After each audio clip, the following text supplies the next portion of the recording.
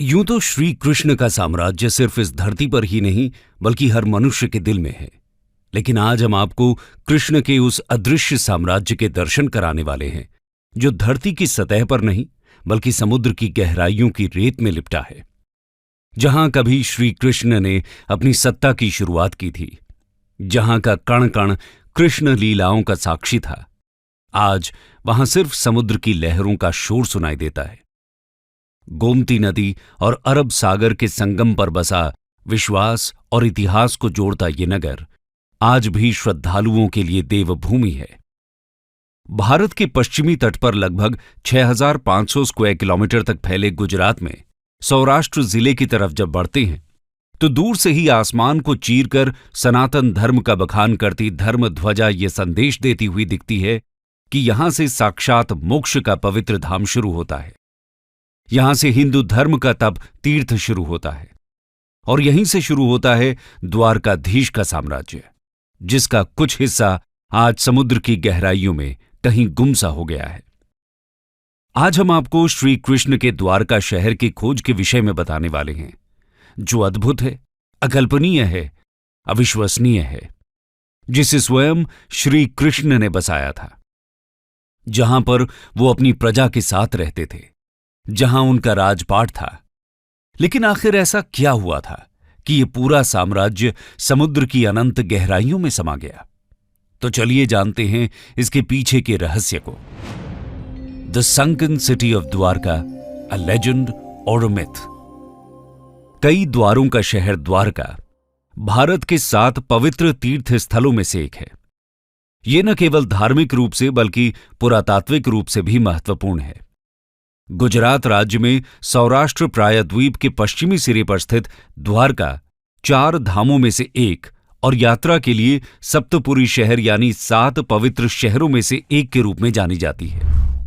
हालांकि द्वारका की पौराणिक और ऐतिहासिक पृष्ठभूमि रहस्य में डूबी हुई है। इसकी पौराणिक पृष्ठभूमि को देखें तो हम पाएंगे कि भगवान विष्णु के 8वें अवतार कृष्ण ने इसे बसाया था। श्रीमद् भागवत के पवित्र ग्रंथ के अनुसार कृष्ण का जन्म मथुरा की जेल में हुआ था, लेकिन उनके पिता वासुदेव उनकी सुरक्षा को देखते हुए उन्हें गोकुल ले आए, जहां उनका पालन पोषण हुआ, जहां वो गोपियों और राधा के साथ रासलीला रचाते बड़े हुए। वहीं पर उन्होंने अपने मामा और मथुरा के क्रूर राजा कंस का वध किया। कंस के ससुर जरासंध के 18 बार मथुरा पर आक्रमण करने के कारण वो सारी प्रजा को लेकर पश्चिम की ओर निकल गए, जहां पर भगवान श्री कृष्ण ने एक द्वीप शहर स्थापित करने का निर्णय लिया। पौराणिक ग्रंथों की माने तो श्री कृष्ण ने द्वारका बसाने के लिए समुद्र देवता से जमीन ली और महान आर्किटेक्चर विश्वकर्मा से रातों रात द्वारका का निर्माण करवाया। विशाल दीवारों से घिरी ये नगरी वास्तुकला की बेहतरीन मिसाल थी। धन दौलत से समृद्ध इस नगर के दरवाजे सोने के थे। हिंदू पुराणों की माने तो द्वारका का निर्माण कृष्ण ने कुशस्थली नामक स्थान के निकट किया था। शहर तेजी से उभरा। इसमें लगभग 900 महलों में हजारों लोग रहते थे। शहर पूरी तरह से किलेबंद था और केवल जहाज द्वारा ही यहां तक पहुंचा जा सकता था। लेकिन श्री कृष्ण ने जिस शहर को इतने प्यार से समुद्र के बीच में बसाया, वो शानदार शहर उसी समुद्र में डूब गया। द्वारका का ये खोया हुआ शहर आज दुनिया भर में चर्चा का विषय बन गया है। लेकिन सवाल अभी भी वही है कि ये डूबा कैसे? दोस्तों, द्वारका नगरी के डूबने के पीछे कई तरह की कहानियां और मिथक फैले हुए हैं। महाभारत के अनुसार श्री कृष्ण पांडवों की तरफ से महाभारत के युद्ध में शामिल हुए थे और इस युद्ध में पांडवों की जीत हुई थी और कौरवों की हार। 100 पुत्रों के शोक से दुखी गांधारी ने क्रोध में आकर श्री कृष्ण को श्राप दे दिया कि जिस तरह कौरवों के वंश का नाश हुआ है, ठीक उसी प्रकार पूरे यदुवंश का भी नाश होगा। धीरे धीरे द्वारका में हालात तनावपूर्ण होने लगे। उसके पश्चात सभी यदुवंशी आपस में लड़ लड़कर मरने लगे थे। सभी यदुवंशियों की मृत्यु के बाद बलराम ने भी अपना शरीर त्याग दिया। बलराम के देह त्यागने के बाद श्री कृष्ण उदास होकर वन में विचरण करने लगे। घूमते घूमते वे एक स्थान पर बैठ गए और गांधारी द्वारा दिए गए श्राप के बारे में विचार करने लगे और फिर एक पेड़ की छांव में बैठ गए। इसी समय जरा नामक एक शिकारी का बाण उनके पैर में आकर लगा, जिसने दूर से उनके पैर के अंगूठे को हिरण का मुख समझकर बाण चला दिया था। जब वो शिकारी शिकार उठाने पहुंचा तो श्री कृष्ण को देखकर क्षमा मांगने लगा। कान्हा ने उसे अभयदान देकर देह त्याग दी। अर्जुन को कृष्ण के देह त्याग का जब संदेश मिला तो वो बहुत दुखी हुए। इसके बाद अर्जुन ने द्वारका पहुंचकर वासुदेव जी से कहा कि वो नगर में शेष बचे सभी लोगों को हस्तिनापुर चलने की तैयारी का आदेश दें। फिर अर्जुन ने प्रभास क्षेत्र जाकर सभी यदुवंशियों का अंतिम संस्कार किया। अगले दिन वासुदेव जी ने प्राण त्याग दिए। उस पर उनका अंतिम संस्कार कर अर्जुन सभी महिलाओं और बच्चों को लेकर द्वारका से निकल गए। जैसे ही उन लोगों ने नगर छोड़ा, द्वारका का राजमहल और नगरी समुद्र में समा गई। प्रचलित कहानियों के मुताबिक माता गांधारी के अलावा दूसरा श्राप ऋषियों द्वारा श्री कृष्ण के पुत्र साम को दिया गया था। दरअसल एक बार महर्षि विश्वामित्र, देवऋषि नारद और कण्व द्वारका गए। तब यादव वंश के कुछ लड़के ऋषियों के साथ उपहास करने के प्रयोजन से श्री कृष्ण के पुत्र साम को स्त्री वेश में ले गए और ऋषियों से कहा कि यह स्त्री गर्भवती है, आप इसके गर्भ में पल रहे शिशु के बारे में बताइए कि क्या जन्म लेगा। ऋषियों ने अपना अपमान होता देख श्राप दिया कि इसके गर्भ से मुसल उत्पन्न होगा और उस मुसल से समस्त यदुवंशी कुल का विनाश होगा। महाभारत के 23वें और 34वें श्लोक के अनुसार जिस दिन कृष्ण 125 साल के बाद आध्यात्मिक दुनिया में शामिल होने के लिए पृथ्वी छोड़ गए थे, उसी दिन शहर अरब सागर में डूब गया था और यही वो समय था जब कलयुग की शुरुआत हुई थी। समुद्र के देवता ने भूमि को एक बार फिर से वापस ले लिया, द्वारका के खोए हुए शहर को डुबो दिया, लेकिन भगवान कृष्ण के महल को बचा लिया। यह भी कहा जाता है कि खोई हुई द्वारका नगरी पर एक उड़ने वाली मशीन जहाज द्वारा हमला किया गया था। यह लड़ाई एलियंस सिद्धांतकारों की रुचि को बढ़ाती है, क्योंकि ऐसा लगता है कि यह लड़ाई तकनीक और शक्तिशाली हथियारों के साथ लड़ी गई थी। स्पेसशिप ने ऊर्जा हथियार का इस्तेमाल करके शहर पर हमला किया, जो देखने वालों को बिजली गिरने जैसा लगा, और यह इतना विनाशकारी था कि हमले के बाद शहर का अधिकांश हिस्सा खंडहर हो गया। दोस्तों, वैसे तो द्वारका आज तक एक रहस्य बना हुआ है, लेकिन आज इसके अवशेष पानी के नीचे खोजे जा रहे हैं। आइए जानते हैं इसे लेकर हमारे आर्कियोलॉजिस्ट्स क्या कहते हैं। Discovery of the submerged kingdom. दोस्तों, महाभारत के अनुसार तो प्राचीन द्वारका समुद्र में डूब गई थी, जिसकी वजह से आज ये एक महत्वपूर्ण पुरातात्विक स्थल बन गई है। द्वारका के समुद्री अवशेषों पर सबसे पहली नजर भारतीय वायुसेना के पायलटों की पड़ी थी, जो उस दौरान समुद्र के ऊपर से उड़ान भर रहे थे। इसके बाद ही 1970 में जामनगर के गैजेटियर में इसका उल्लेख किया गया। इससे पहले लोगों का कहना था कि द्वारका नगरी एक काल्पनिक नगर है और काल्पनिक कहानियों का कोई इतिहास नहीं होता। लेकिन इस शहर का पहला ऐतिहासिक रिकॉर्ड 6ठी शताब्दी में गुजरात के भावनगर के सामंत्य सिंहादित्य के पलिताना कॉपर प्लेट में पाया गया है। ये शिलालेख द्वारका के सौराष्ट्र के पश्चिमी तट की राजधानी में है और इसमें सबसे महत्वपूर्ण यह है कि इसमें कहा गया है कि श्री कृष्ण यहां रहते थे। इसके बाद से ही लोगों को भरोसा होने लगा। इस पर CSIR यानी council of scientific and industrial research के पूर्व प्रमुख और वैज्ञानिक डॉक्टर राजीव निगम महाभारत को कोट करते हैं।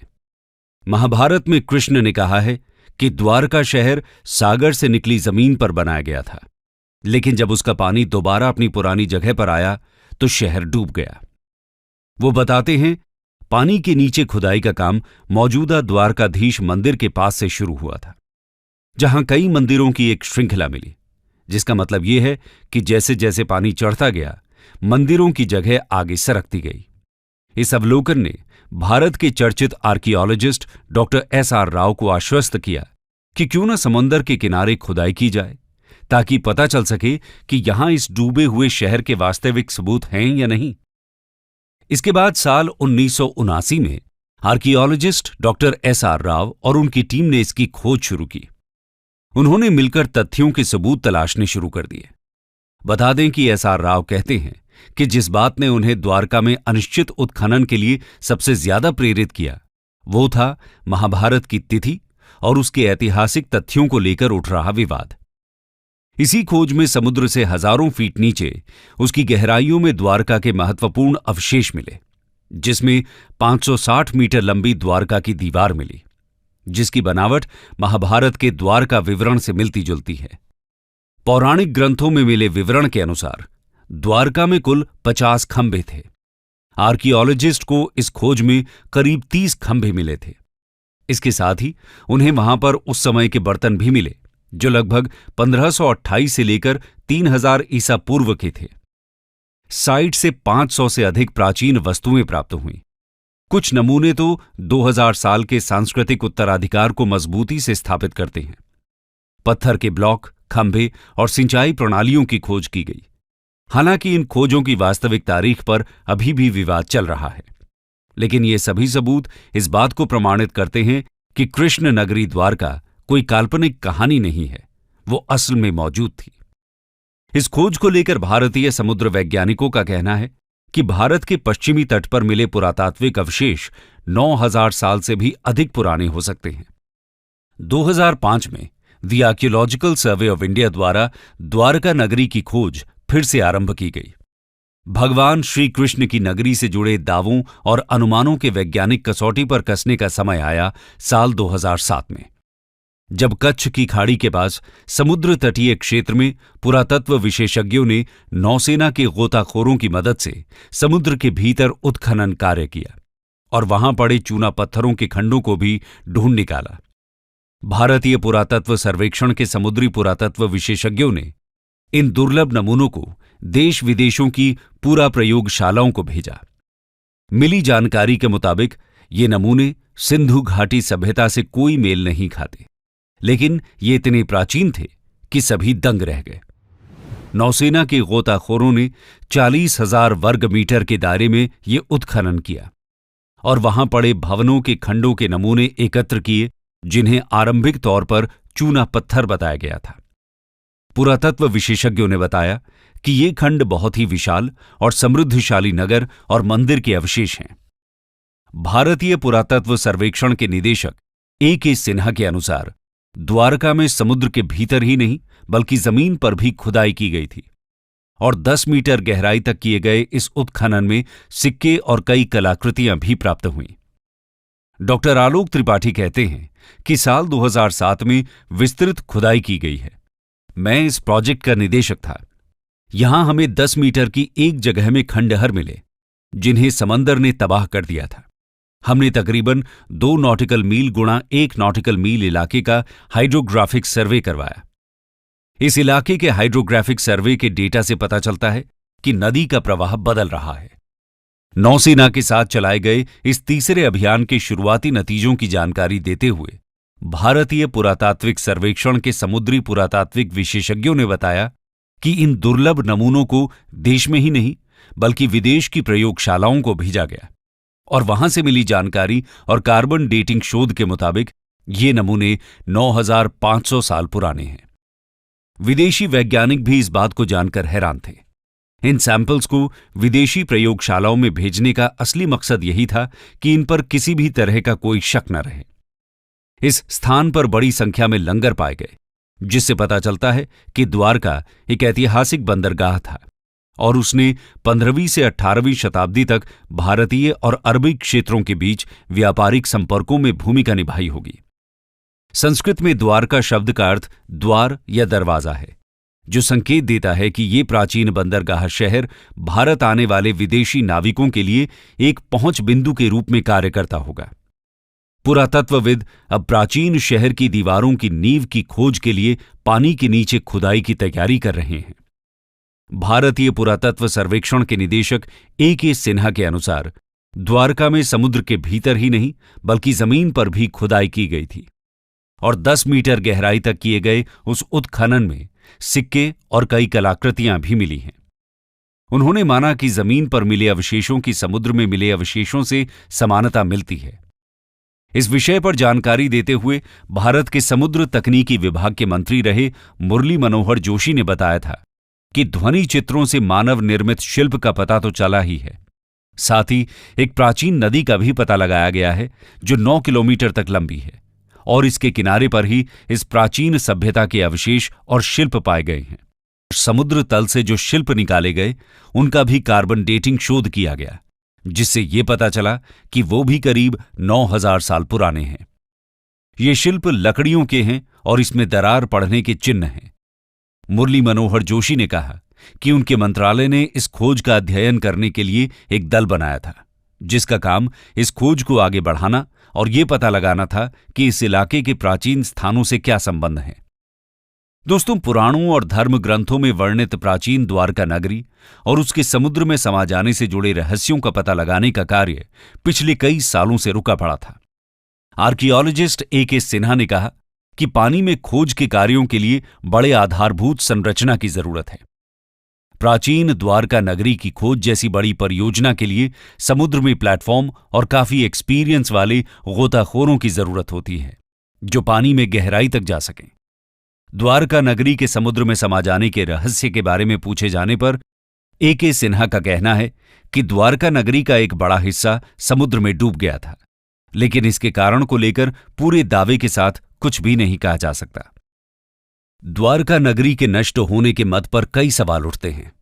कोई कहता है कि यह कोई प्राकृतिक घटना का काम हो सकता है, लेकिन कुछ वैज्ञानिकों का कहना है कि 9000 साल पहले जब हिमयुग समाप्त हुआ तो समुद्र का जल स्तर इस कदर बढ़ा कि उसमें देश दुनिया के कई बड़े शहर डूब गए। उन्हीं शहरों में से एक द्वारका भी था। एक सिद्धांत के अनुसार खोया हुआ द्वारका शहर लगभग 3500 साल पहले पुनः प्राप्त भूमि पर बनाया गया था और समुद्र का स्तर बढ़ने पर पानी में डूब गया था। वैज्ञानिक अध्ययनों से पता चला है कि 1000 ईस्वी में अपने वर्तमान स्तर तक पहुंचने से पहले क्षेत्र में समुद्र का स्तर कई बार बढ़ा और घटा है। समुद्र के स्तर में यह परिवर्तन भूवैज्ञानिक गड़बड़ी से लेकर तटीय कटाव तक किसी भी कारण से हो सकता है। हालांकि इस मामले पर आज भी शोध जारी है और अब तक जो भी सबूत मिले हैं उससे सिद्ध होता है कि ये एक असली घटना है। हमारे बीच एक और सबूत यह भी है कि महाभारत में जिन 35 शहरों के बारे में लिखा हुआ है वो आज भी हमारे बीच मौजूद हैं। आर्कियोलॉजिकल डिपार्टमेंट को इसके कई प्रमाण मिले हैं। भारत और इसके आसपास के कई देशों का महाभारत में उल्लेख हुआ है। इंद्रप्रस्थ भारत की राजधानी दिल्ली है। हस्तिनापुर आज उत्तर प्रदेश राज्य का मेरठ जिला है। कुरुक्षेत्र हरियाणा का एक जिला है। वहीं गांधार आज अफगानिस्तान में स्थित है। तो वहीं श्री कृष्ण की द्वारका भी गुजरात का एक शहर है। कंक्लूजन। दोस्तों, इस रिसर्च से इतना कहा जा सकता है कि द्वारका एक छोटा शहर नहीं था, बल्कि एक विस्तृत और समृद्ध राज्य था। ये सभी साक्ष्य और सबूत जब भविष्य में भारत के समृद्ध और प्राचीन इतिहास को बताने के रूप में पेश किए जाएंगे तो ये हमारी सभ्यता के लिए बड़े ही गर्व की बात होगी। दोस्तों, आपका इस विषय पर क्या कहना है? कृष्ण जीवन का सार सिखाते हैं, व्यर्थ की चिंता, व्यर्थ के डर से मुक्त करते हैं, भविष्य को छोड़ वर्तमान में जीने का पाठ सिखाते हैं, कर्म का सबसे बड़ा मर्म समझाते हैं। पर आज श्री कृष्ण की निशानियों के साक्षात दर्शन के लिए आवश्यक है कि समुद्र का मंथन एक बार और हो और जो शुरू किया जाए उसे निष्कर्ष तक पहुंचाया जाए।